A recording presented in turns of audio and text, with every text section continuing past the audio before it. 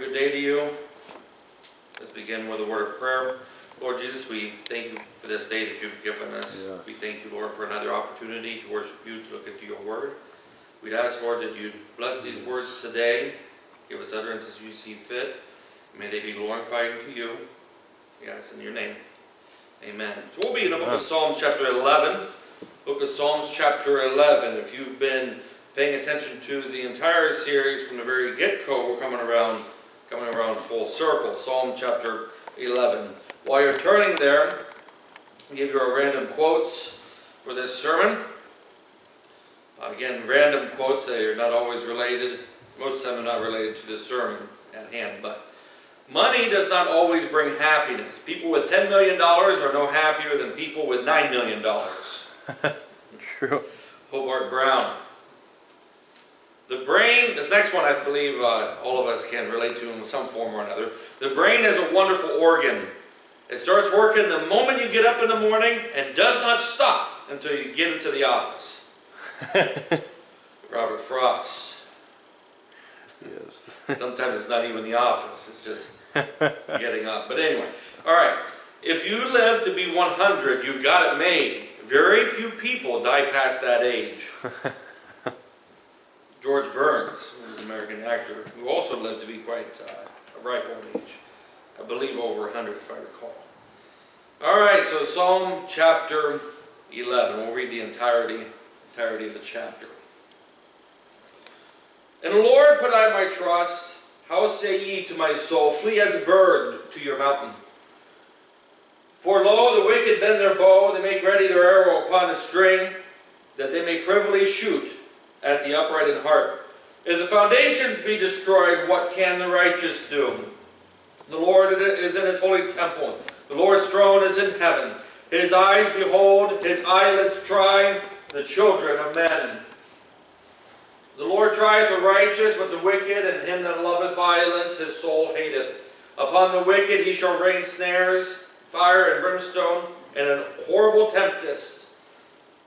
This shall be their portion of their cup. For the righteous Lord loveth righteousness, his countenance doth behold the upright. They include our reading there. As I said, already alluded to, that we're coming around full circle. I started out quite a few weeks ago now, a couple months ago even, with a sermon titled Belief in Truth. The basis of which was essentially understanding what it is that we believe, and to be able to know that we believe, that not only know what we do believe, but to make sure that what we believe is indeed truth. Because just because we believe something doesn't make it true. Mm-hmm. And so over the course of the following weeks, during the Wednesday night Bible studies, we took a look at some of the foundations of faith. What it is we believe about different and important tenets of Christianity. What does the Bible say about it? And so we spent quite a few time looking through the scriptures and looking at all these different topics that we looked at. Topics concerning the Trinity, salvation, sin, sanctification, and a number of other topics. And here we are, after we have concluded, this last Wednesday we concluded that series. Now we have a sermon that essentially is a closeout of the entire series. So just as Belief in Truth was a type of introduction, this sermon at this time is a closing out of that series. And here we've gone full circle. We started out at the very beginning reading here in the book of Psalm chapter 11. And the psalmist here asks a very interesting question in verse 3. If the foundations be destroyed, what can the righteous do? If the foundations be destroyed, what can the righteous do? You know, it's not really understood as to what the emphasis of the question is upon. Mm-hmm. If the foundations be destroyed, as opposed to the walls or the roof or the basement or anything else. So maybe the emphasis was there. Maybe the emphasis was on the part about being destroyed as opposed to being built. If the foundation be destroyed, what can the righteous do? As if the emphasis being on the what? You know, you get the impression then, as people lining up to volunteer, the foundation's been destroyed, what can we do in order to help out? Or if the foundation be destroyed, what can the righteous do, as opposed to the wicked? And we're not exactly sure as to where the emphasis be here. But the question is still a very interesting question. And what we'd like to consider at this time, as we look at this question, we'd like to consider, if the foundation be destroyed, what can the righteous do? And we just spent a good number of weeks, couple months, taking a look and trying to understand better and get a better handle on what it is that we believe, the foundations, if you would, of our beliefs, and why we believe them. And we'd like to consider at this time attack on the foundations. Attack on the foundations. Because you see in this particular verse, if the foundations be destroyed, what can the righteous do? And the indicators seem to be that here this word that the psalmist uses, destroy, seem to indicate not a matter of something falling apart due to mishandling or neglect. It's not as if the question seems to imply that there is an active assailment upon the foundations, an active attack on the foundations. And so here we'd like to consider at this time, as we consider this verse, and we've gone through and spent months in a number of different times of gathering together, considering what it is that we believe and why we believe it. And at this time, as we close out the entire series, we'd like to consider this attack on the foundations. Because you see, the devil indeed is actively, both directly and indirectly, attacking the foundations of our faith. Attacking the foundations of what it is that we believe. And he's constantly laying a barrage down of negative attacks in which he's trying to cause our foundations of faith to crumble. And it's not just the foundations that he's attacking, but he's attacking our own beliefs that are based upon those foundations. He does whatever he can in order to cause you to question what it is that you believe. Which again was the whole purpose of the series, to help us to review within our hearts, to help us better understand what it is exactly that we believe in, the basic tenets of Christianity. Because the Bible tells us that the devil is the author of confusion. And he does whatever he can to confuse us about our beliefs. He does whatever he can. He'll let you read the Bible. He will. But he does whatever he can to try to confuse you on what it is that you believe or what the Bible is trying to say. He'll try to point out that the Bible contradicts itself. But the Bible does not contradict itself. The interpretations of it can. If it's not being interpreted correctly. By the way, the Bible, of course, is its own best interpreter. But that being understood, that the devil is doing everything he can to attack the foundations, and this being understood, excuse me, this being understood, we can see indeed why the psalmist here asks this question: if the foundations be destroyed, what can the righteous do? And maybe not so much that he might not be so much focusing upon the destruction in of itself, but rather the attack upon the foundations.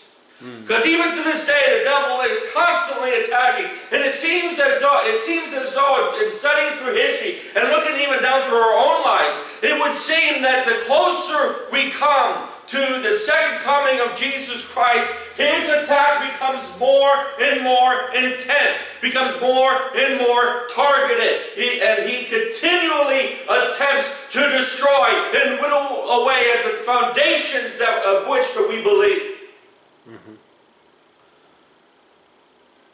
And so, whether directly or indirectly, the world and Satan himself will attack the foundations and the things that we believe in. We like to consider at this time 5 points, 5 ways, 5 different means in which the devil and the world attacks our foundations of faith. I will make a quick side note that this outline is not 100% original myself. However, it was inspired by another sermon I heard from another preacher at one point.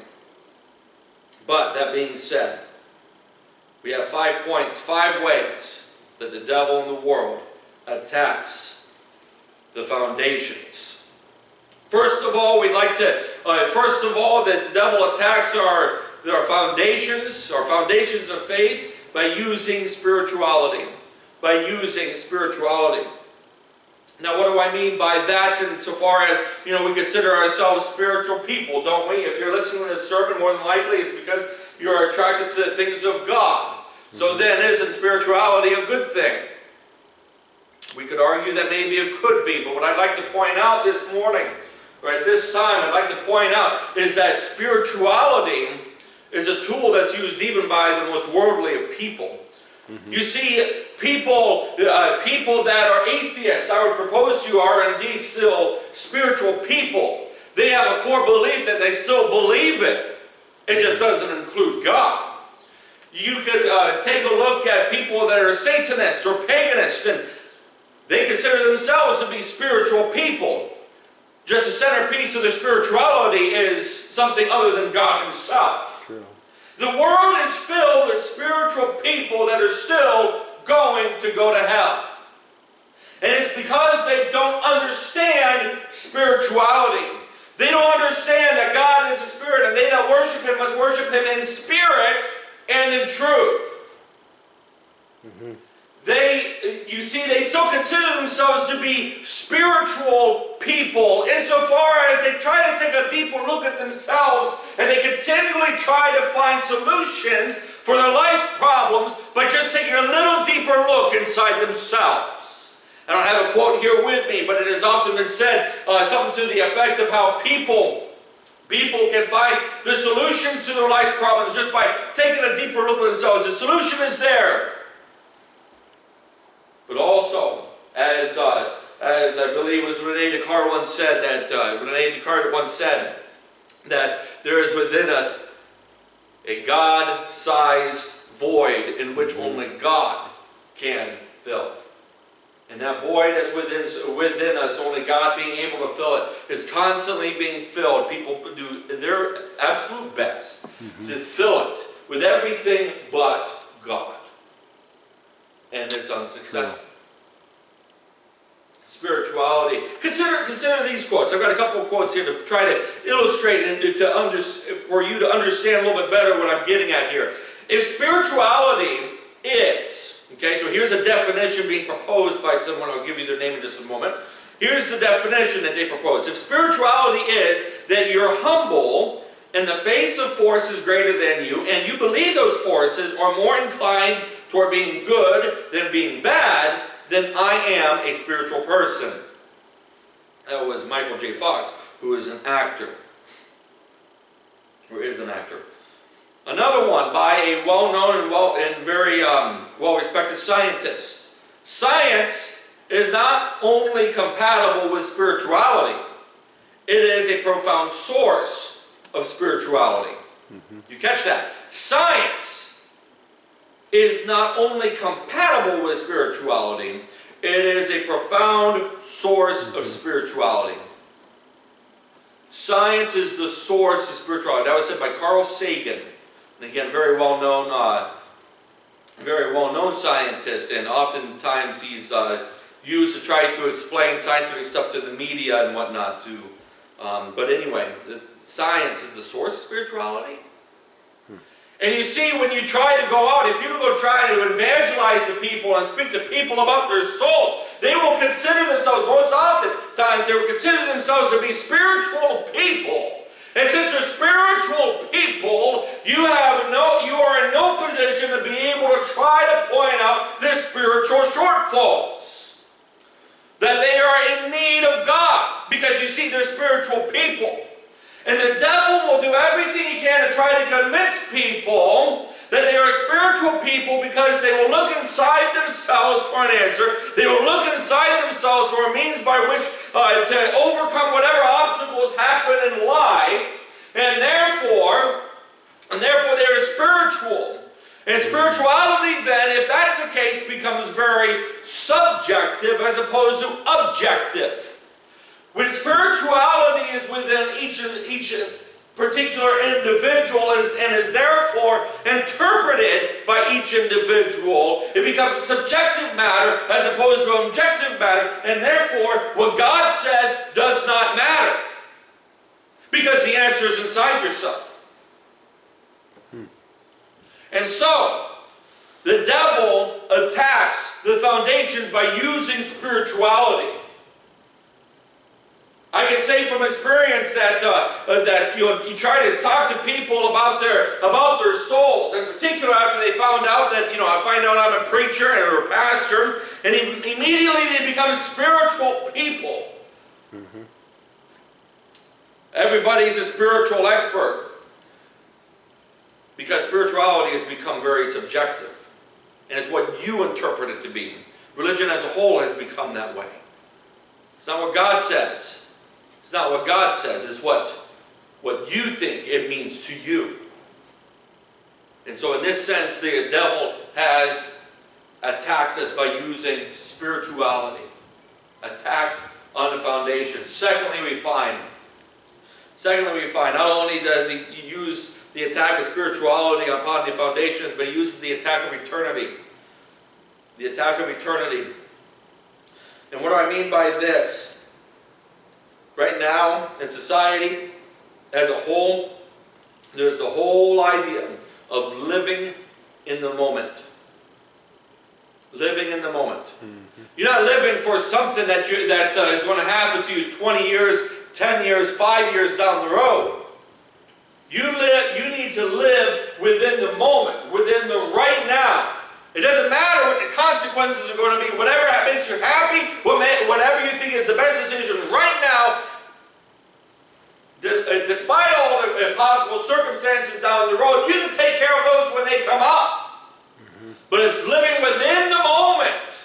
And this whole idea of living within the moment, causing us and people to focus upon right now, causes us to lose focus on eternity as a whole. The devil will do everything he can to keep your mind off of eternity, to keep your mind off of what happens after death, to keep your mind off of whatever is going to happen in the future. He would much rather you focus on what's happening right now and what is best for me right now.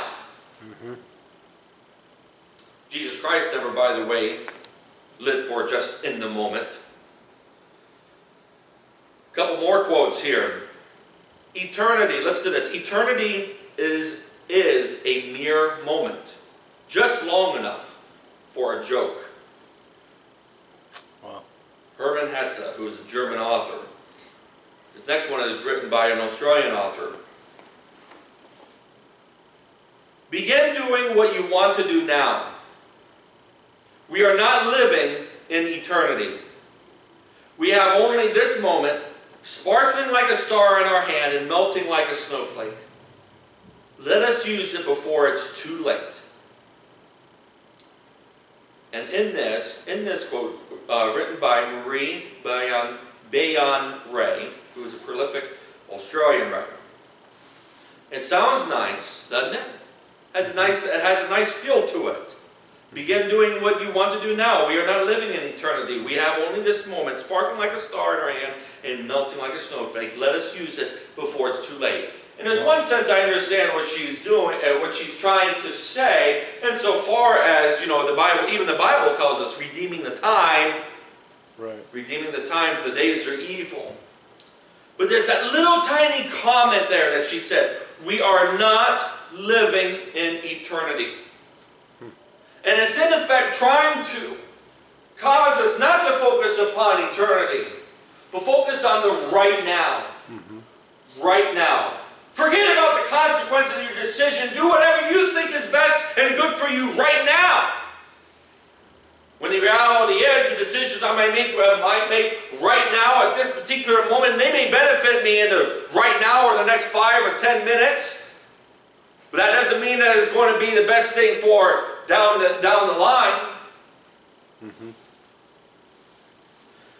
And so often it is that the devil will use his attack on the foundations of our faith by causing us to distract us from eternity. He will do whatever he can to keep us from looking ahead to the future. He will do whatever he can to keep us from looking at our eternal resting place.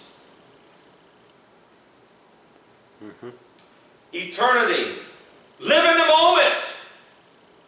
So many people have gotten themselves into all kinds of trouble because they were living in the moment. Attack on the foundations. He attacks by using spirituality. He attacks by using eternity, or rather causing us not to focus on eternity. Thirdly, I'd like to point out is morality. Morality. You know, it's interesting. This topic is quite interesting to me, and you'll see why here in a moment. Friedrich Nietzsche, who was a German philosopher, a lot of things that he introduced by way of philosophy that has harmed society as a whole. In Christianity, listen to this very closely. He says, in Christianity, neither morality nor religion come into contact with reality at any point. Let me read it again. In Christianity, neither morality nor religion come into contact with reality at any point. Wow.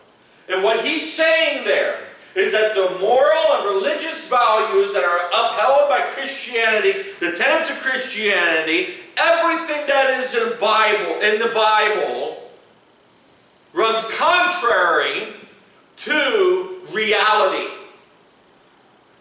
He's saying essentially that this is entirely a fairy tale. People that live religious lives and moral lives at that. A person can be moral and not religious, by the way. A person can be a moral person and not following God. But what Friedrich Nietzsche is saying is that there's no point in which religion and morality come in contact with or intersect with reality. The real thing, the real things in life. That they are just pie in the skies, so to speak. Wow. By the way, if you go back and look, you'll find that that's rooted in the living in the moment philosophy. That aside, my point is morality. You know what's interesting? What's interesting to me what's interesting to me is how often do you hear politicians say to one another something to the effect of, do the right thing. Do the right thing. And you'll hear that, you can hear this over and over again when they, House bills or Senate bills that come up for debate, and they start debating it, and they start telling each other that they need to do the right thing and vote yay or nay on this particular bill. Do the right thing. Well, what's interesting to me is that how in the world do they put any kind of basis upon the, quote, right thing when there is no basis for what is right and wrong? If humanity is the source or the definer of what is right and wrong, then we are in an awfully poor state. Let me illustrate that. How many people down through history have performed atrocious things in the name of what was the right thing? We could talk about how Hitler, Mao Zedong, Osama bin Laden, Stalin, all these different individuals and the lives that they slew in the name of what they believed was the right thing. If humanity defines what is right and what is wrong, well, the bottom line is it can't, because then its definitions of what is right and wrong are incorrect, contradict itself. Entire wars have been fought, as I've already alluded to. Entire wars have been fought over what was right and wrong. Both sides believing they were doing what was right. Morality. Let me give you another example on how another example on how the devil uses morality, and this is something that's very subtle. And I'm going to give this illustration, and I'm convinced that someone is going to completely misunderstand the point I am trying to make. But I'm going to go ahead and give it, and hopefully you understand the point I'm trying to make. Let's take, for example, a pregnant teenager who walks across the stage and earns her diploma. A pregnant teenager walks across the stage and earns her diploma. Quite often in society, that young lady is celebrated more than her peers. Okay? Now again, listen very closely to what I'm saying. 100% congratulations on her. Okay? She earned her diploma. That is a wonderful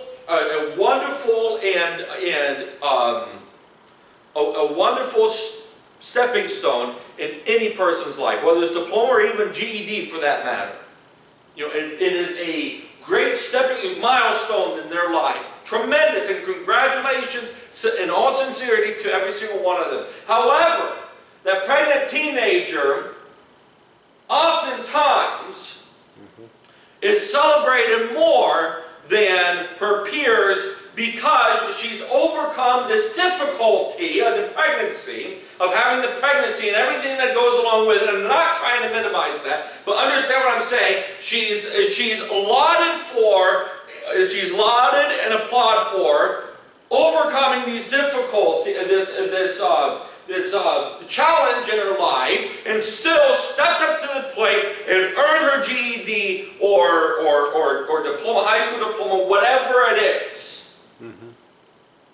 And yet, the problem I have with that, and again, congratulations to her. Whether a person is pregnant or not, it's a great milestone. But the issue is, it's an immoral issue as to why she's pregnant in the first place. And yet, if we're not careful, even as a church, we can applaud her. We can applaud her when she's in that position due to an immoral decision to begin with. Now, I'm not saying don't congratulate her. I'm not saying that whatsoever. Indeed, she should be congratulated. It's a milestone. It's a tremendous time in that person's life. However, if we're not careful, we can celebrate the immorality as much as the stepping stone. Let me give a better example than that. Okay? Give you a better example. And again, I'm talking about how the devil's attack on our foundations, and he does it through morality. Okay? Let me give you another example. You've probably heard of a certain literary figure named Robin Hood. The Adventures of Robin Hood, right? Remember the great archer? The great archer who overcome adversity by I'm going to use the term rebelling. That's not the word I want to use, but he overcome adversity by fighting for the poor because of high taxes that were going on. He fought for the poor, and he fought against the evil sheriff of Nottingham, and fought back against Prince John and all the high taxes that Prince John was levying upon the people at that time. But we see that, and don't get me wrong. As far as literature is concerned, I love reading about Robin Hood and the different interpretations of Robin Hood, the different iterations that you can find, the legends that are there. However, what is the very basis of Robin Hood? You say Robin Hood, there's a certain phrase that pops up that comes to most everybody's head. He robbed from the rich to give to the poor. He stole from the rich to give to the poor, okay? And quite often he's celebrated. That literary figure, that person is celebrated because he stole from the rich to give to the poor. Did you catch that? Okay, remember, I'm talking about here attack on the foundations and how the devil will attack morality. And Robin Hood is celebrated Robin Hood is celebrated because he stole from the rich and gave to the poor. Let me ask you a simple question. What is the 8th of the 10 Commandments? Thou shalt not steal. And yet we lift up Robin Hood as a society as a whole, lifts up Robin Hood as such a great, wonderful man. Because why? He stole from the rich and gave to the poor. And the focus is upon giving to the poor. He gave to the poor. But what's the main problem? He stole from the rich. And if we're not careful as Christians, we will completely overlook that, completely excuse it. Now again, I'm not knocking the story. It's an interesting story. It really is. As far as literary value is concerned. However, should we be lifting Robin Hood up as a wonderful hero and role model?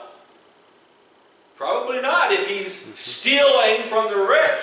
It doesn't matter. It doesn't matter. The argument could be made that, well, they were rich because they were taxing the people. That doesn't matter. He was still stealing from the rich. Yeah, he gave it to the poor, but you see the point here? It's a very subtle attack on our Christian beliefs, on our biblical values. A still attack on our foundations of faith because we're willing to overlook the stealing from the rich in order to focus upon the giving to the poor.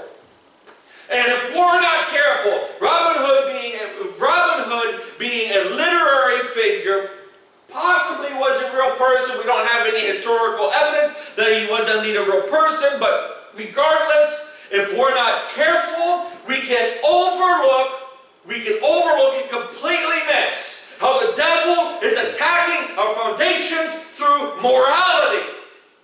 And it's so easy to overlook those things. It is so easy to overlook little things like that.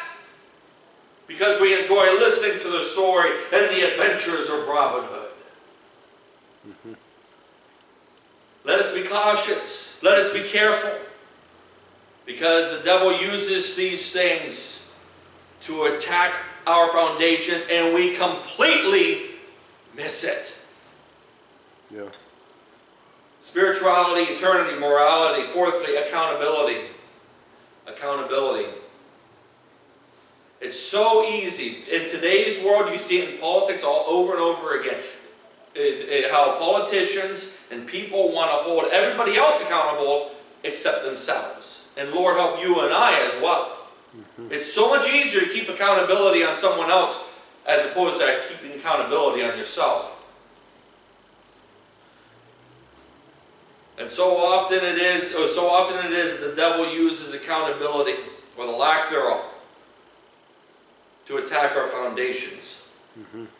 You know, I really think abortion that insofar as, well, I realize the bottom line issue of abortion, it is that it's a cessation of life. The unnecessary,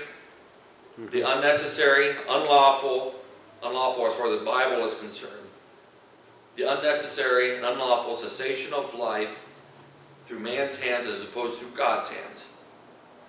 So I realize that, so don't miss my point there. But when it comes to abortion, one of the issues with abortion, I believe, one of the issues is not just a cessation of life, but it is a means of avoiding consequences for a person's own actions. There was a decision that was made. Between two people at some point in time. A decision that was living in the moment. Remember what I said about that a little bit ago? And they're living in the moment for just a few seconds. And now there's a life that's on their hands, a life that is in the room, and they decide that it is inconvenient. And by the way, as far as politics are concerned, what's the difference between an abortion and a lady being killed, a pregnant lady being killed while she's pregnant, obviously? the difference between the two things, because the courts will sue, the courts will charge with double homicide with that, right? Mm-hmm. The difference is whether the mother wanted the child or not. That's ultimately the difference between the double homicide and the lady walking out of the abortion clinic free of the fetus. The difference between so what made the difference, as far as the court of law is concerned, what made the difference? Whether the mother wanted the child or not. Wow. And so it's not just the fact that it's a cessation of life, but it's also the fact that a person is trying to avoid the consequences of their actions. And how often do we see that? Accountability, what I'm speaking about. How often do we see that where people continually try to avoid the consequences of their own actions? They live in the moment, they make a decision, they regret that decision down the road, and they do everything they can to erase that decision that they made, including abortion. Accountability, abortion. We also use the term mental illness. Now, don't misunderstand me here either. Someone's going to listen to what I'm about to say and they'll completely misunderstand what I'm saying. So listen closely. Mental illness indeed is a real thing. The brain is made up of chemicals. And if those chemicals are not balanced correctly, your brain is going to do some really weird stuff, really bad stuff in some cases. Mm-hmm. I'm not saying that it's going to cause you to do bad stuff. Okay? But the brain, the brain is a wonderful organ. I read a quote earlier about it. The brain is a wonderful organ that God gave us, but it is also filled with chemicals and synapses. And if something is not working right in there, it can be manifested bodily. That's what seizures are, isn't it? Aren't they? That's what seizures are, aren't they? When something's happening in the brain, the body doesn't know what to do with it, it convulses. Okay? So, mental illness is a real thing. Indeed, it can be medically and scientifically proven. However, the problem is that the world uses mental illnesses as an excuse for certain sins committed. True. The most common of them of recent have been when there are shootings involved or so-called hate crimes involved. When these things happen, immediately the media and people involved with the investigation start trying to figure out, was this person mentally ill?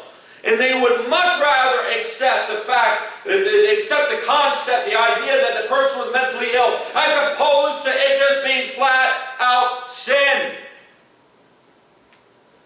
I've mentioned this before. I believe I mentioned this before from this pulpit, but I can remember shortly after the Sandy Hook shooting in which a man went into an elementary school, of all places, and shot up a bunch of kids. I don't remember the numbers, but he had killed quite a few children there, as well as teachers and adults, and here he walked out in there in front of the police and shot himself. So we never got any kind of explanation as to why this man did it. And I can remember being at work the one time, and shortly after, just days afterwards, and there was a lady that was there that we were working alongside. We were tasked with a similar job right next to each other, and we were talking to help the time go by. And she made a comment to me about knowing that I was a pastor. She said, I just don't understand how God can allow something like this to happen. And I responded to her, well, I called her by name, and I said, it's like this. Either we have free will or we do not. Either we have free will or we do not. There's no in between. If we have free will, then we can go and do whatever it is that we want. If we don't have free will, then we're just going to act like robots and do whatever it is that the Creator wanted, that God wanted. So either we have free will or we do not. And that's the bottom line issue. That's the bottom line issue. That's the problem with this man. The bottom line problem is that this man wanted to go in and kill these children. True. Why he wanted it, we don't know. But why did he do it? Because he wanted to. But the world, you see, does not want to accept that, and rightfully so.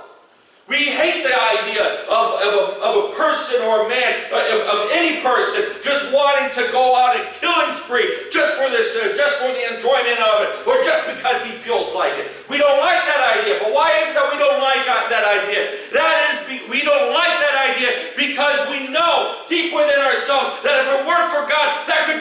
you or me in those same shoes performing that same exact sin.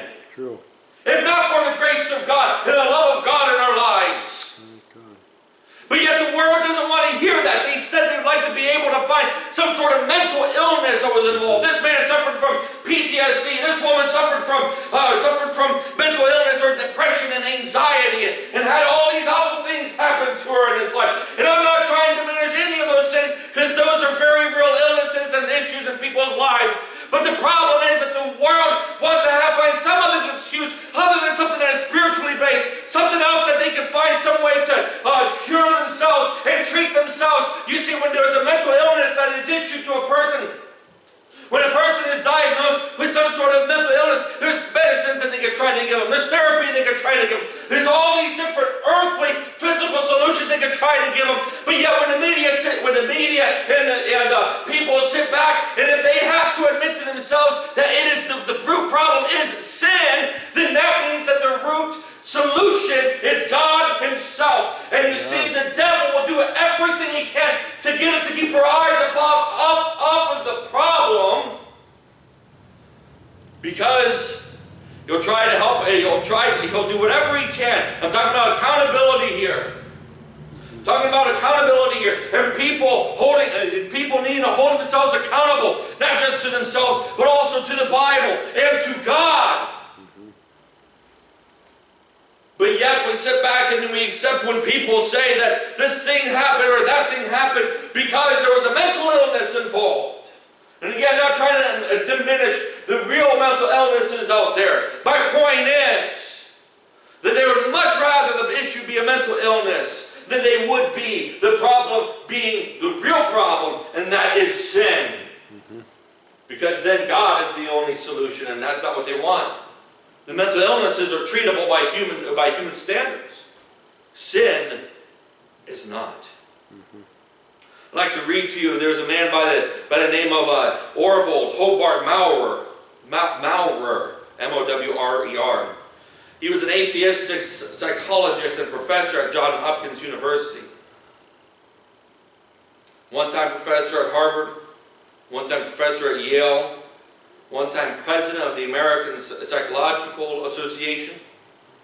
Can you catch that pedigree there? But he was an atheistic psychologist. He wrote this. He wrote this in an article called Sin, the Lesser of Two Evils. For several decades, listen closely because I can lose you. For several decades, we psychologists have looked upon the whole matter of sin and moral accountability as a great incubus, and we have acclaimed our freedom from it as epoch making. Okay? Psychologists trying to separate themselves from sin and moral accountability. Okay? Separate themselves for it. And by the way, we have acclaimed our freedom from it as epoch making. But, at length, we have discovered to be free in this sense, to have an excuse of being sick rather than being sinful, is to also court the danger of becoming lost. In becoming amoral, ethically neutral, and free, we have cut the very roots of our being, lost our deepest sense of selfhood and identity. And with neurotics themselves asking, who am I? What is my deepest destiny? And what does living really mean? What he's saying is when we have separated ourselves, and he's talking about psychology as a science, as a whole, the psychology science as a whole, when it separated itself from the spiritual realm, has ultimately come right back full circle, asking themselves, who am I? What is my deepest destiny? And what does living really mean? Because they separated themselves from God. By the way, as I said, Orville Hobart Maurer, who is an atheistic psychologist, a professor at Johns Hopkins University, professor at Harvard, professor at Yale, president of the American Psychologists Association, killed himself at age 75. Talking about accountability. Accountability. Anna Russell wrote what is considered a psychiatric folk song. Listen closely. At 3, I had a feeling of ambivalence toward my brothers, and so it follows naturally that I poisoned all my lovers. And now I'm happy I have learned this lesson, the lesson this has taught, that everything I do that's wrong is someone else's fault. Everything I do wrong is someone else's fault. Or in some cases, everything I do wrong is because of some sort of mental illness. I just forgot to take my pills or my medicine at this time. That's why I did it. When the root issue, accountability and sin. And while mental illness, again, is a very real thing and should be taken care of, the devil will do whatever he can to try to draw accountability from each and every single one of us. Accountability. Attack on the foundations. Last point. Charity. Charity. The devil trying to get our focus off of charity or love. Without all the others, charity is meaningless.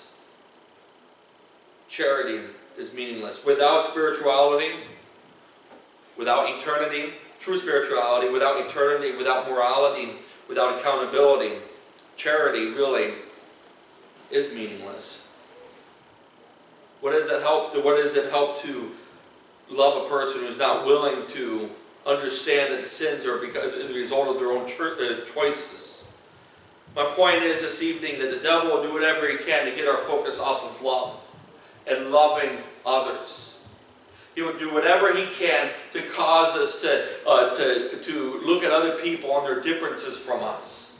He'll do whatever he can to keep us from seeing others as Jesus Christ would see them. If he causes us to focus our love on someone else or something else, then his attack on the foundations have been successful. There's hostility all around. In fact, I believe the case is still ongoing for the officers involved in the George Floyd case. And whatever the outcome of that is going to be, at least I don't think they've had an outcome yet, but whatever the outcome is going to be there, it's not going to be pretty. Whichever side is decided upon, the opposite side is going to more than likely respond in a very negative way. And it's because of the lack of charity, lack of love. You take a look at, right now we're not in any kind of election cycle. When elections come back, we just got done with one, right? And you felt no love going back and forth between any kind of candidates going on there. And even within their own political parties, between the two major political parties, there's no love between people there.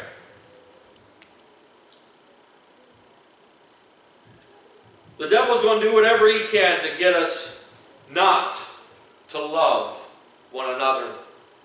But yet we see that the Bible is filled with it. We see the Bible is just chock full of commands of love one another. There's an Indian proverb. There's an Indian proverb that says this: there is no point to cut off a person's nose and then give him a rose to smell. And it's so easy to bite at one another, to accuse one another of one another things. And what was it that Paul said? That when you bite at one another, be not surprised when you consume one another. And it's so easy to allow our differences, even within the church. Lord help us, even within the church. It is so easy to allow our differences to get between us, and so that love will not prevail. The love of God cannot be demonstrated then. And the devil will do whatever he can to get our focus off of love and off of charity. Give you an illustration on this. And I remember one time as I was working in construction, there were several other people that were in the construction crew that were Christians, thankfully, and that's a wonderful thing to be able to work with other Christians. But we were on our way back from a job a particular day, and as we were all in the truck, we were on our way back, and it was a time of the year, the season in which the snowfall is no longer snow isn't falling anymore, but everything is starting to melt, right? So there's all kinds of slush and huge puddles along the side of the road. And that also means that at that time of year, tax season was coming up, and there was a particular tax association. The name of their store had something to do, or their establishment had something to do with Liberty taxes or something along that line. And they had some mascot standing outside dressed like the Statue of Liberty, standing outside trying to promote their business, right? And one of the young men, younger than me at the time, younger than me, he made a comment about, wouldn't it be funny to drive close to the sidewalk there and splash all that slush on that mascot? The mascot was out there dancing around, as you can imagine a person's dressed as a Statue of Liberty would be doing. I don't remember they were holding a sign, but whatever they were doing their best trying to promote the business, right? And here, had this young man had his way, we would have driven close enough for all this cold, nasty, slushy mud to be splashed all over this person. And he made a comment about how funny that would be. And it struck me right in that moment, right after he said it, and yes, maybe I could see the humor in that, but right in that moment, it struck me, and I responded right away and said, yeah, and if you do that, invite them to church after that. And while the young man really meant for it, he was just trying to have a little bit of fun, and the prank that he was considering pulling or thinking about doing, imagining himself doing it, maybe that's a better way to do it. It just struck me out of the blue. Invite them to church afterwards, and see what kind of response you get. I can assure you that. At least if it would have been me, there's no way I would have accepted an invitation. And quite often I try to remind myself when discussing with people and talking to people, especially those outside the church, if I try to conduct myself in a way and think to myself quite often, is what I'm about to say acceptable enough that I can invite them to church afterwards? Or what am I about to do? Would I feel comfortable in inviting them to church afterwards? Because if what I do or what I say cannot be followed up with the words, I love you, let's go to church together, or why don't you come to church with me? Then more than likely those words or those actions are not being spoken or performed out of love. And Lord, help us in that. Attack on the foundations, and here at this time we've been trying to point out ways in which directly and indirectly that the devil desires to attack our foundations of faith. If the foundations be destroyed, what can the righteous do? And from that day to this, the psalmist's question is still a valid question, because the attack is still going and is continuing to become more intense as the second coming of Jesus Christ draws nearer and nearer. And in these 5 different ways I found that the devil attacks the foundations through spirituality or misunderstanding of spirituality, eternity, desire to live in the moment, morality, accountability, in that charity. The Lord help us in these. And may we not only be able to defend the foundations and continue to build them up, but the Lord help us to recognize these attacks and continue to minister to a dying world. Shall we close? Lord Jesus, we thank you for your help this morning. We thank you for your help that you give us each and every day. Yes. Lord, we'd ask that you would help us to recognize these attacks And Lord, may we not only be able to defend them, but also to counterattack as well. That we may be able to give a reason for the hope that lieth within us, as Peter said. But Lord, also that we may minister and love to those outside the church and to those within the church. Lord, draw us closer to Thee, we pray. We need your continued help and guidance. Amen.